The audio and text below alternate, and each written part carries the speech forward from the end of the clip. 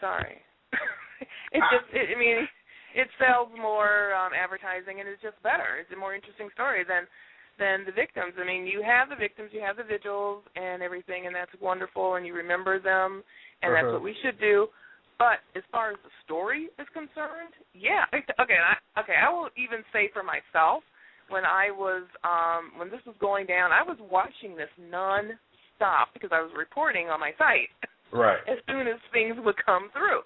So you want to give as much as possible as far as the news, and then you want to talk about the whys, because people do have lots of questions, and that's what keeps people looking at your channel, is if you're giving them more and more in-depth information on the actual killers and on the people who are doing it. So, yeah. I think the media's out there, but hey, you have cable, so you can turn. I think we're our own worst enemy, though. I think we're our own worst enemy in this country. I think we create a lot of the people that we despise because we just can't help ourselves when it comes to certain things. I hear what you're saying on that as far as someone wanting to be famous because of doing something, but I really don't think a lot of the terrorists, whether they're ingrown, American or outside, are doing it for fame. I really don't think that's their main cause of doing it. I think the Virginia Tech killer did it for fame. You see how he was posing in his photos? Like he was Neo from The Matrix. He was psychotic. Well, you got to be psychotic to pull a trigger anyway. I mean, I just don't think that's the root cause of them actually picking up a gun or whatever they did in order to kill someone. Fame comes because of whatever, but I don't think that was the main reason. So, in other words, if you stop reporting on it, it will not stop the terrorism. Okay. Yeah, I agree it won't necessarily stop it. I just think it may keep a freak or two in the house. I don't know. And, Ray, it looks like your quote is going around Twitter. Cookies taste better when you're stealing them. No, that was Cuz. Oh, that was Eminem?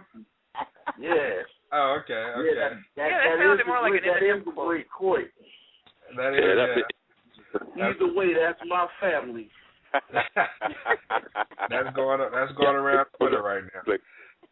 And so, Amy, let me ask you this. Amy, do you think that if someone created a real news station that focused on legitimate journalism and refused to go like TMZ with their stories, do you think people will actually watch it?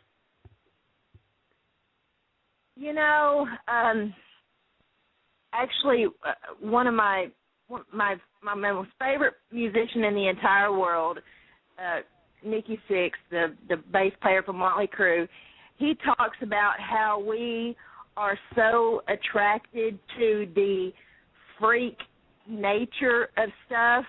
We're so attracted to the two-headed lady and the half mermaid dude and the midget, fire-breathing midget, and all the freaks of nature. And all the freak of nature stuff. I'd want to see that too. Breathing fire, are you kidding me? I'm sorry, go ahead. All the freak of nature stuff, and I am sitting here guilty as charged because I have done nothing but since January but eat, sleep, and breathe the Jodi Arias trial. That's all I watch day in and day out.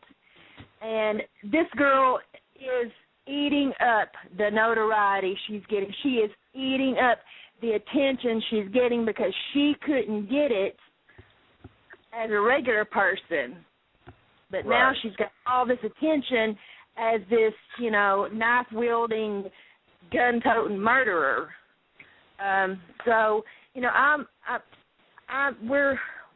just what we are attracted to for some reason. Call it the nature of the beast or whatever. I don't know what you really want to call it, but like I said, I think we're our own worst enemy, and I mean, exactly. Eminem, let me go to you. Eminem, if you were a member of the media, then how could you take advantage of the opportunity to teach people to pay attention to other people in public? Just like so many of us go to places and we enjoy ourselves, but we're so oblivious to what's going on around us. Now, me personally, I don't like sitting with my back to doors in restaurants because I study everyone who comes in.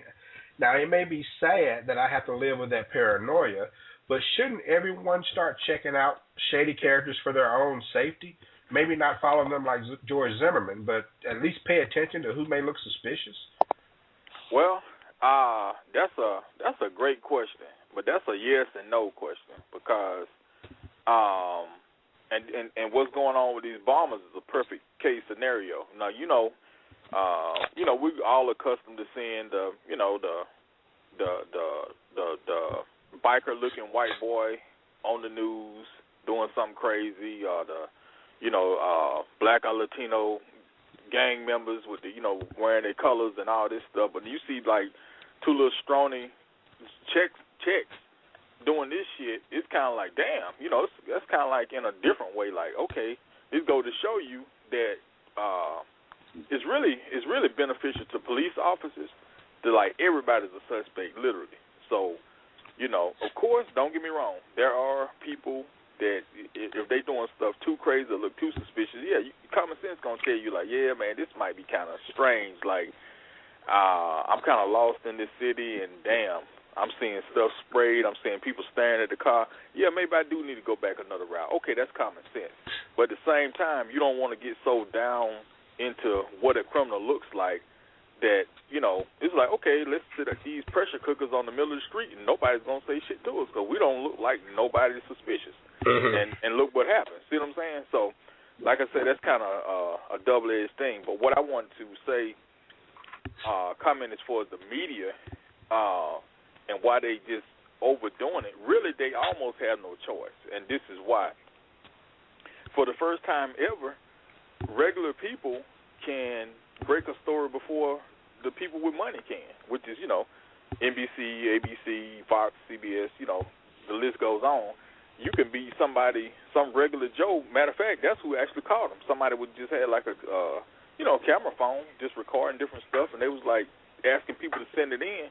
And I'll be honest with you, some of the blog posts I read on these stories were better than what I saw on the news. Right, and just like right now, one of your show lessons, Crystal was breaking the news on her site. So now it ain't just NBC keeping up with ABC and ABC keeping up with CNN and MSNBC keeping up with Fox. Now it's they're like, trying damn, to keep up with Crystal. We kind of creep up with Crystal. So, shit, So you're going to have to search for stuff. You're going to have to try to find stuff. You're going to have to try to exaggerate certain things. Or it's like, okay, they're like, damn, Crystal found what kind of dog these motherfuckers had. I'm like, what?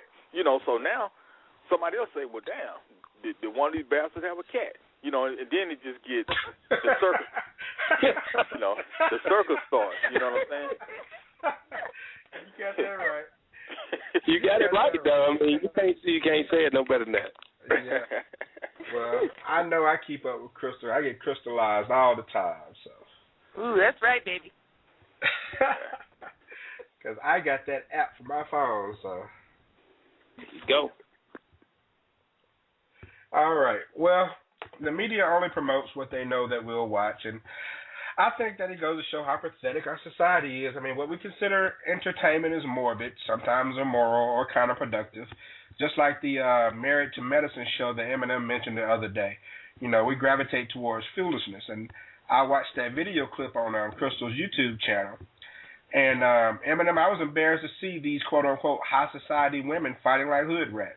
Yeah. I mean, I would have never guessed that Morton Downey Jr. and Jerry Springer would go mainstream in America.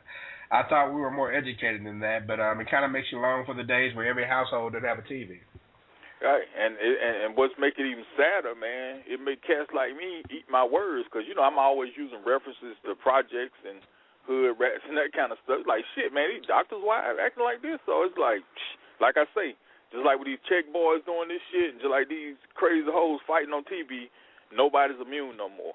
So I guess in a strange, freaky way, we was talking about the freak stuff, I guess we finally got to the point, we're getting to the point where, everybody will be judged by their character, because you can no longer go by nobody's occupation, where they live at, who going to do something, what color they are, they going to do something, because I have to apologize to a lot of people for stereotyping, and I had to eat my words at work because everybody was looking at me in a funny way, because when John Mavo and them was shooting all these damn people in D.C., they was like, yeah, you be talking all this power stuff, yeah, these some niggas did that, and I'm sitting up here like, damn, so after that I quit, I quit, so like now when something crazy happen on TV, I just look at it because I'm just like, you don't know who doing what, so I guess, everything really just done came to that point where nothing matters no more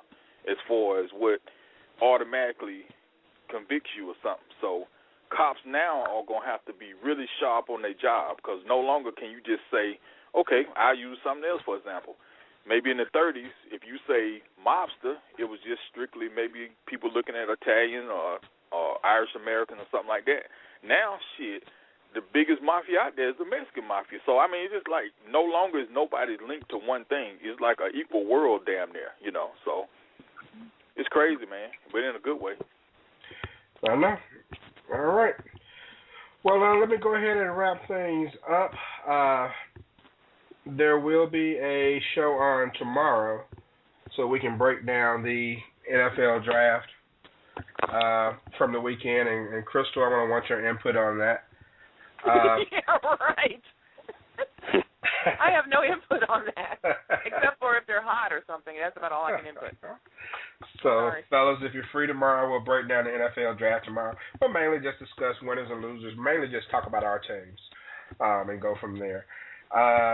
Tuesday, the name of the show is A Boy in Men's Clothing. Well, we'll break down some things that men need to do to get right. It's kind of like Women Asking Men Tough Questions Part 3, part of that series. So Crystal will be a part of that panel, and Monet will be back for that as well. So that's going to be on Tuesday. So 3 shows this week. But let's go ahead and wrap things up, and I'll go ahead and, Eminem, I'll start with you. Oh, man, great show. Great guest. Much luck to everything she's doing or whatever, spreading the word. And Q, I thought about something when you asked me about her speaking. I'm going to see if I can find some information.